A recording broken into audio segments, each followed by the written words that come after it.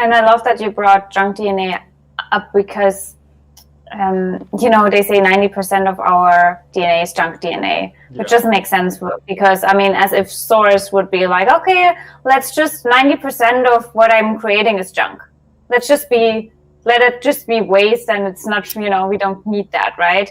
And that's where the DNA activation also comes into play, because what it is, the 10% that are there that we are starting with, we activate more and more and more and more and more.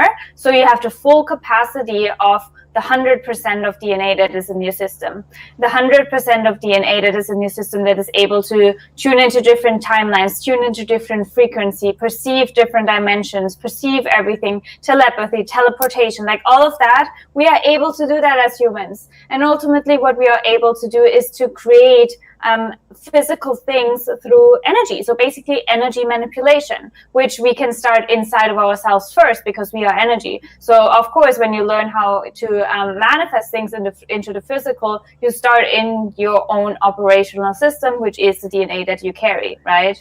And obviously that's why they say it's junk, because they don't want us to have that power, but we have that power inside of us. And they couldn't take the power away in a physical way, right? That's why we have blocked DNA installed in us, so we don't remember our abilities. And that's where I say, like, it's all about remembering and re-accessing what's already there. I'm not planting something new into your system, right? I just help you find the keys and build the keys so you can unlock them for yourself.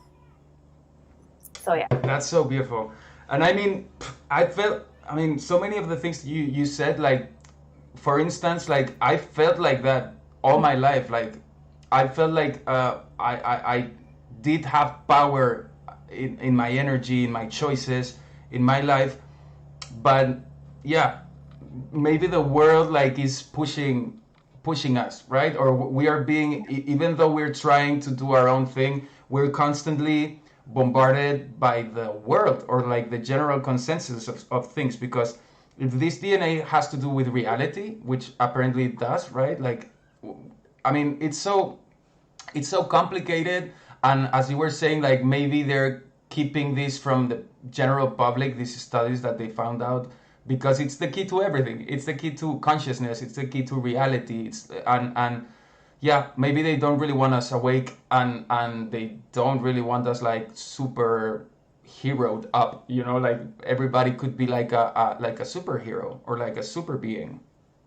You have to see that the majority of humanity would not be ready for that, which is also, where you can see it makes sense that we don't have access to our full power, because imagine from now to tomorrow, everyone would be able to create everything, have the full, it would literally, we would kill each other, like, because not, you can only have that, and it will always be that way. I have to say that, like, even when I activate people, I can only activate you to the fullest capacity if you have integrity in your heart, if you've done shadow work, if you have the highest vibration of unconditional divine love inside of you, if you have these values installed in your heart, if you act from a place of greed and only wanting to take for you and not really understanding how interconnected we are and that we are all one, then it won't work for you, because that's the number one universal law. You can't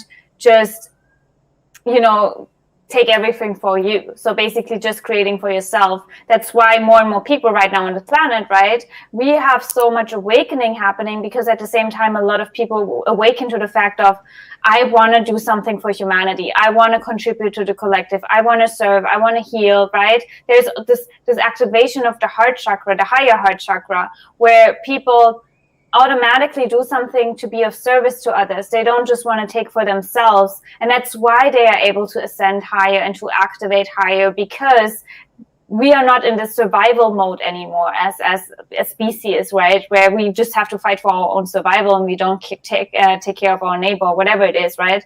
So only because of that, we are even able to activate so much in our DNA, which that's sort of like also releasing the anger maybe towards forces being that basically kept us away from our true power, because again, we were not ready for our true power. So it's all in divine alignment, because even the forces that sort of disconnected us from our, let's say, DNA and our power, even these forces come from source. Even these forces are from God. So God didn't want us to have that power, right? If you see it from that perspective. Oh yeah. So you don't have to fight against them. You have to understand why it's happening.